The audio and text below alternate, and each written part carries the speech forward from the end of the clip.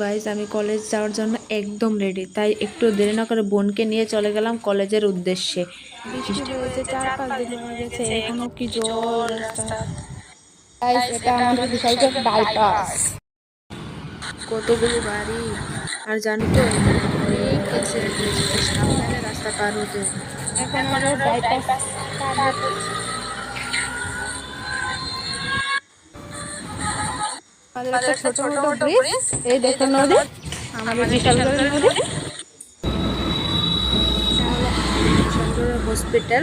কোনো রকম সমস্যা হলে আমরা এখানে এসে ট্রিটমেন্ট করি। আমি অনেকবারই এই হসপিটালে গেছি। দেখো এই হসপিটালটার চারিপাশে শুধু গাছ আর গাছ। দেখো হসপিটালটা কত বড়, এখানেও কিন্তু ডাক্তার আছে। আর এটা হলো আমাদের বাইপাস, এটা মেইন রোড দিয়ে বাইপাসে যাওয়া যায়।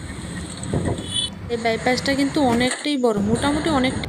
আমাদের চা বাগান, বিশালগড়ের চা বাগান, এটা রেল রাস্তা দেখতেই পাচ্ছ। গাইস, আমাদের কলেজের সামনে কি চা বাগান। আর এদিকে বোনকে বলছি, বোন বোন দাঁড়া দাঁড়া দাঁড়া, আমি ভিডিওটা বানিয়ে নিই। ও চলে গেল। আর দেখো নিচের ভিউটা কত সুন্দর লাগছে, তাই এসে না? পড়লাম, বাই।